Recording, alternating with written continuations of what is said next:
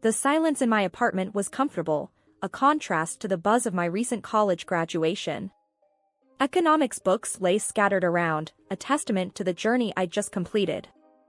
I was lost in thought about my future when my phone broke the silence, displaying Linda's name. I expected a casual chat, as usual.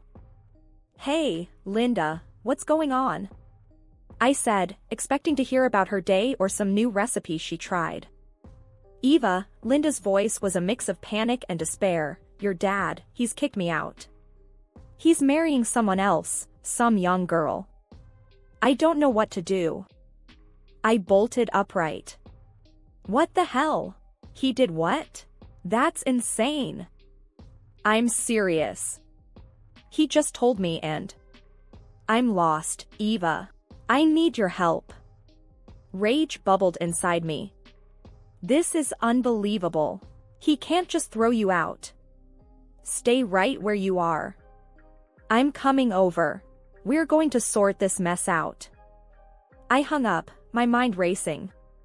Linda had been more than a stepmom. She'd been my rock since Mom passed away when I was just 7. She listened to me, cared for me, even dealt with my teenage tantrums. And Dad? How could he do this to her? To us? I grabbed my keys and jacket, storming out of the apartment. The drive over was a blur, my mind replaying every warm moment Linda and I shared, contrasted sharply against the cold betrayal of my father. Pulling up to the house, I saw Linda sitting on the porch, a picture of misery. Her eyes were red from crying, her hands trembling. "Eva," she said weakly as I approached, "I don't know where to go." I sat beside her, my anger simmering. "This is total crap, Linda. Dad's lost his mind. You've been nothing but amazing to us. How dare he treat you like this?" "I thought we were happy," she whispered. "I thought we had a good life together."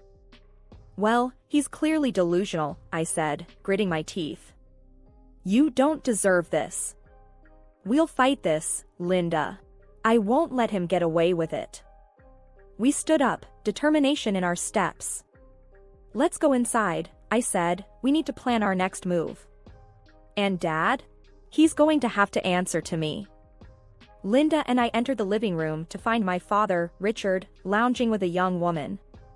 My heart sank and my blood boiled as I recognized her, Rachel, the queen bee of my high school bullies. "What the hell is going on here, Dad?" I demanded, my voice sharp, trying to control the anger bubbling inside me. Richard looked up, unfazed. "Eva, this is Rachel, my fiancée, you remember her, don't you?" Rachel stood up, smirking. "Oh, Eva, still the little mouse from high school? How quaint." My fists clenched. "Linda is devastated because of you, Dad." Richard shrugged, annoyance flickering in his eyes. "People change, Eva. Linda and I are done. That's life."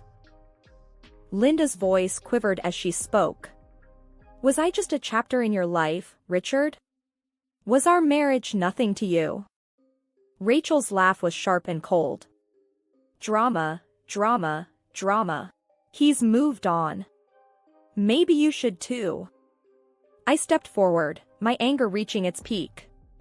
"How dare you? Dad, she's a venomous snake.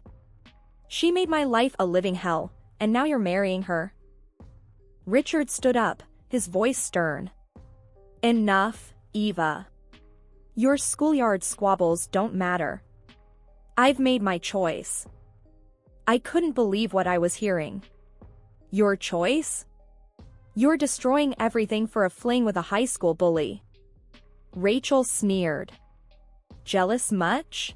Once we're married, I'll make sure your father sees you for the nuisance you are." Furious, I retorted, "You think you can scare me? I'm not that scared little girl anymore. This isn't over." Grabbing Linda's hand, I stormed out of the room, my head spinning with rage and disbelief. In the guest room, Linda broke down, and I held her, promising that I wouldn't let them get away with this. "Richard will pay for this," I whispered to myself. "They both will." The sense of betrayal was overwhelming. Not only had my father turned his back on Linda, but he'd also chosen the one person who tormented me through my childhood. This wasn't just a betrayal. It was a personal attack. The atmosphere in the dining room was thick with tension as we all sat down for dinner. The table was set impeccably, a stark contrast to the turmoil bubbling under the surface. Richard and Rachel sat at one end, chatting and laughing as if nothing was amiss. Linda and I sat opposite them, our plates untouched.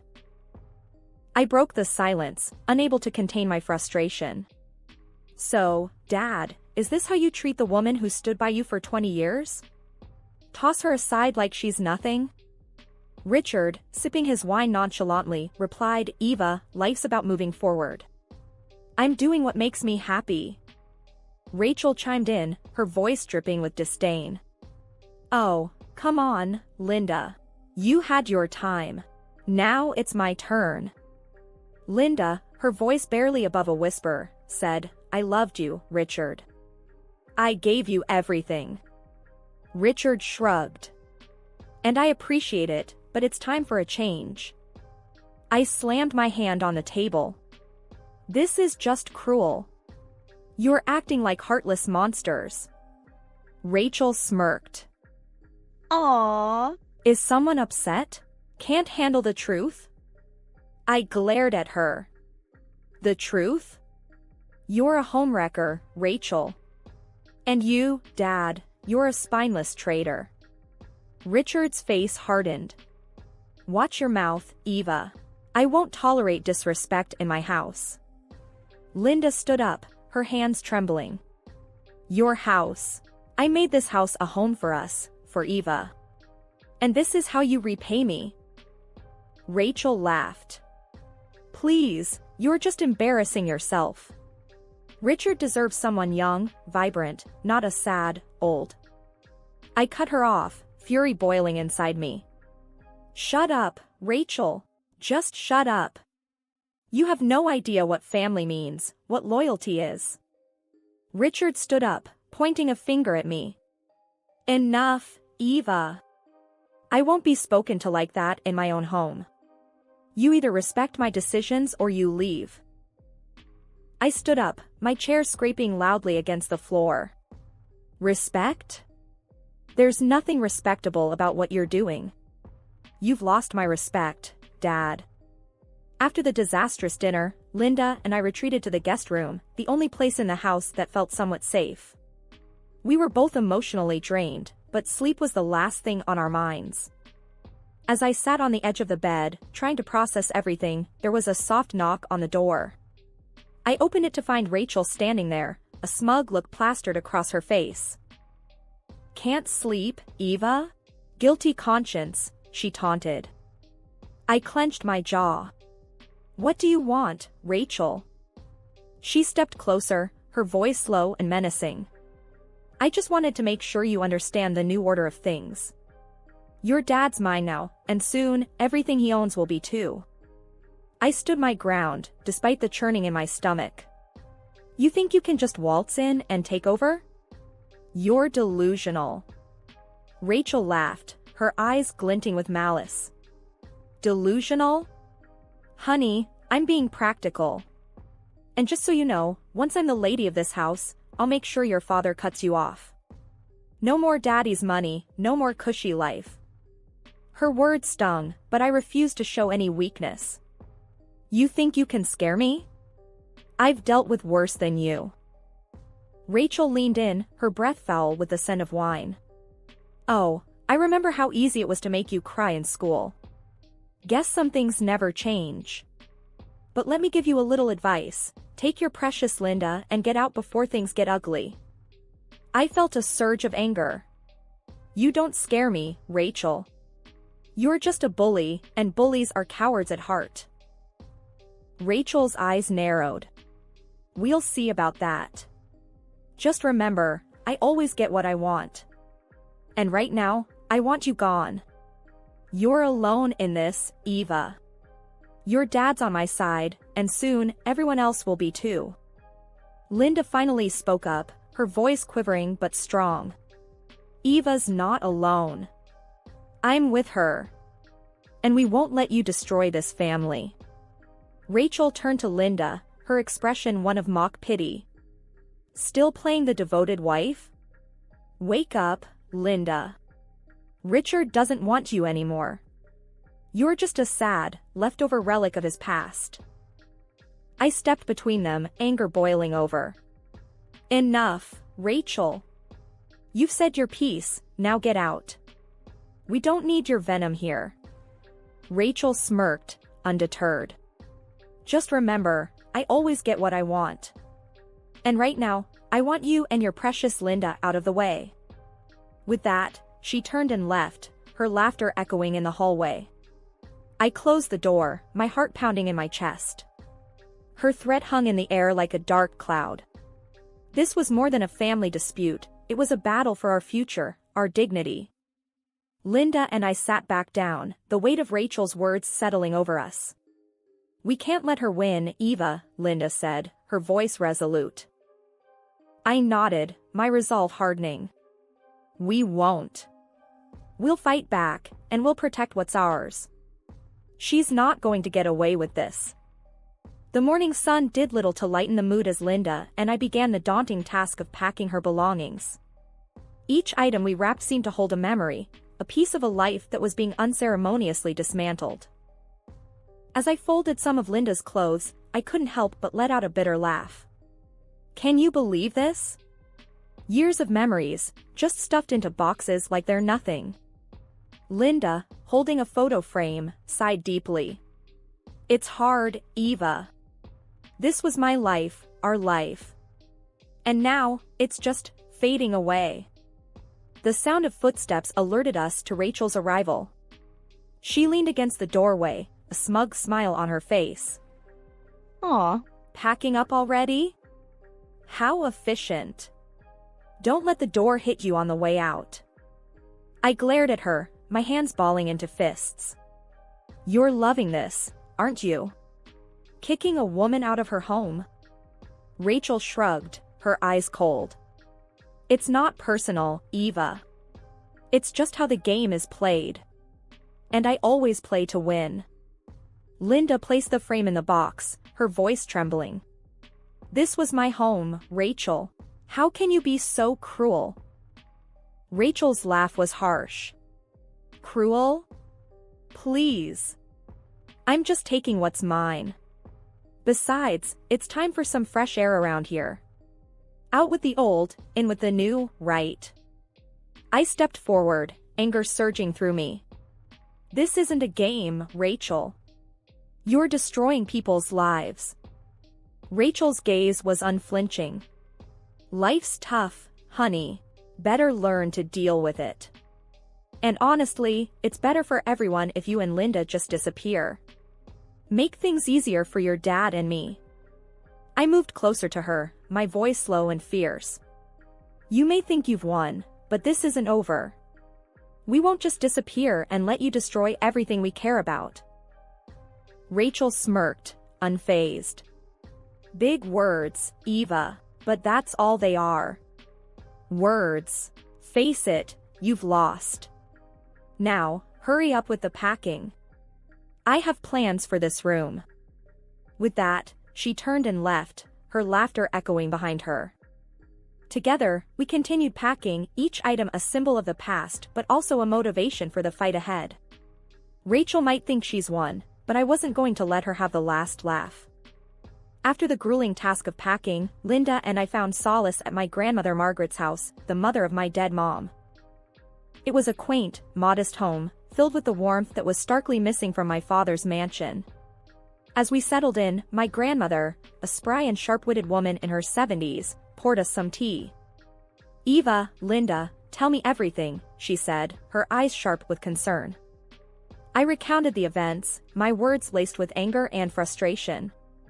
As I spoke, Grandma Margaret's expression turned from concern to a steely resolve. Richard has lost his mind, I concluded, slamming my cup on the table a little harder than I intended.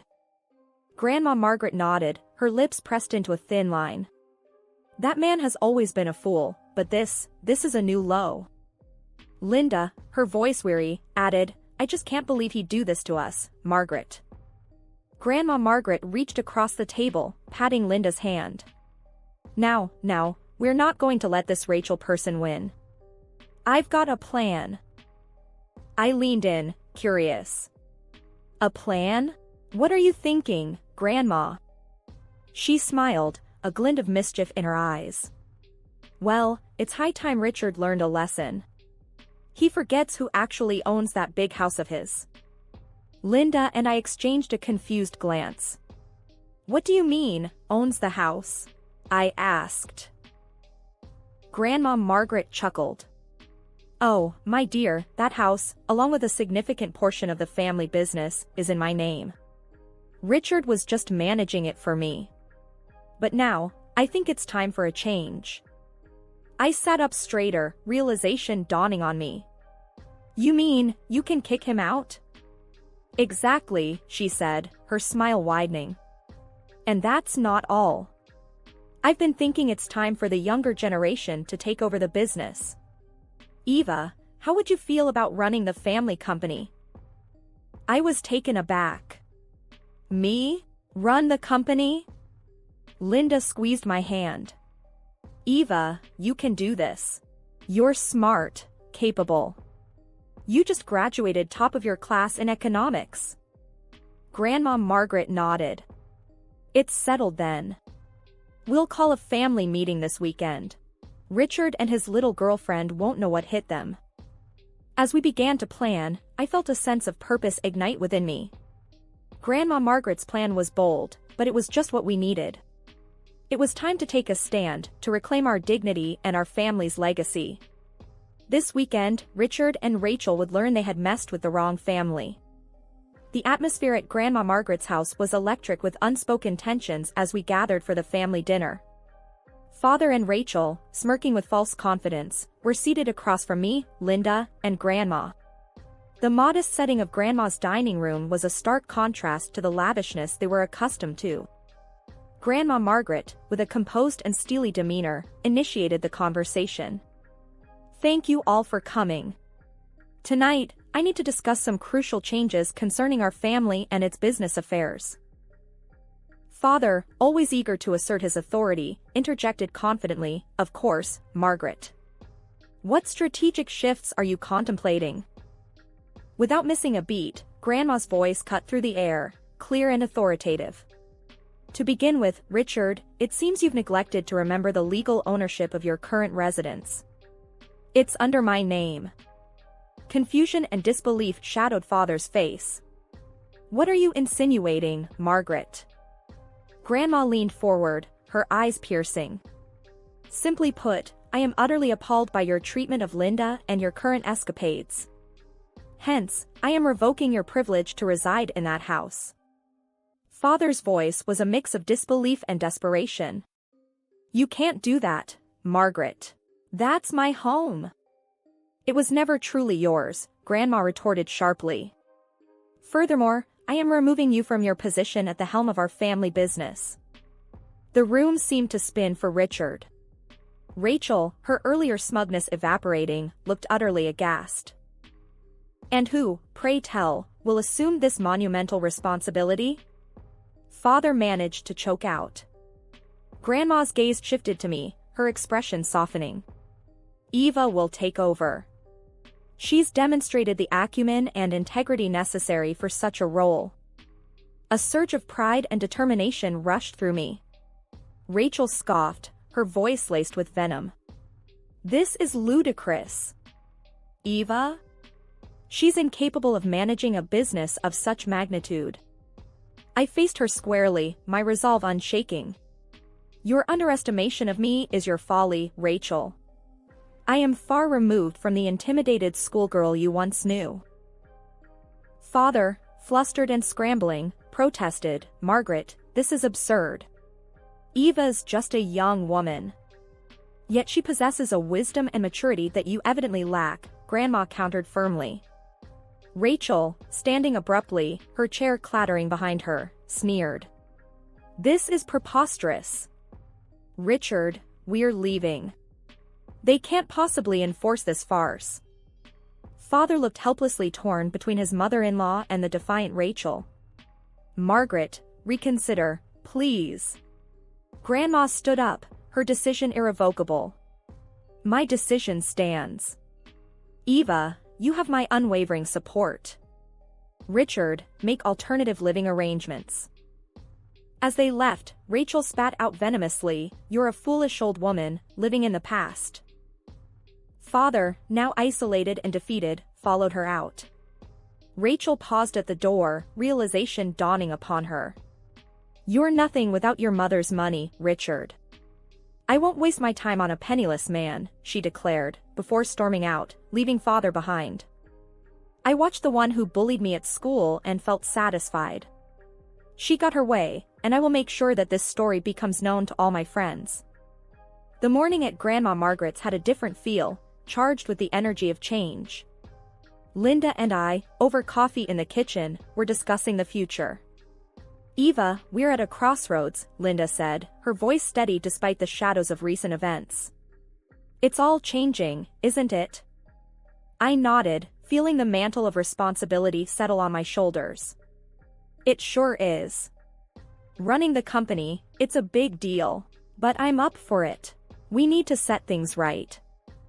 Grandma came in, her presence always bringing clarity. Morning, ladies. Ready to turn the page and start this new chapter? I smiled, despite the nerves. Ready as I'll ever be. We've got a lot to sort out. Our planning was cut short by a knock. There stood father, his usual confidence gone, replaced by a look of desperation. Can we talk? He asked, his voice betraying his anxiety. I hesitated but let him in. The atmosphere tensed as he sat down. I'm sorry, he began, his eyes not quite meeting ours. I messed up. I see that now. Linda's response was calm but icy. Sorry doesn't quite cover it, Richard. You've hurt us deeply. I faced him squarely. You let us down, Dad. Chose her over your own family. That's not something you can just apologize away. He looked down, accepting the truth in my words. I've lost everything. I was wrong, and I'm sorry. I just want to make things right. Grandma's voice was firm. Apologies are a start, but what matters now is how you move forward. I took a deep breath, knowing what needed to be said. Forgiveness, that's going to take time. A lot of time. The company is in my hands now, and things are going to change. Richard's face showed a flicker of hope, but I stood firm. This doesn't mean things go back to how they were. Linda's filing for divorce. And for me, well, I can't just let you back into my life. Not now, maybe not for a long time. Richard nodded, a man defeated by his own choices, and left quietly. Turning back to Linda and Grandma, I felt a surge of determination. We've got work to do. It's not going to be easy, but we're going to make things right. For us, for the company. Linda smiled, a mix of sadness and resolve in her eyes. I'm with you, Eva. It's time for new beginnings. Grandma nodded in agreement. You're both strong women. We'll get through this, make a better future. It's time to show what we're made of. As we sat down to plan our next steps, I felt the strength of our united front. We were entering uncharted territory, but together, we were unstoppable. This was more than a fresh start for the business, it was a new beginning for our family, built on our terms, our strength, and our resolve.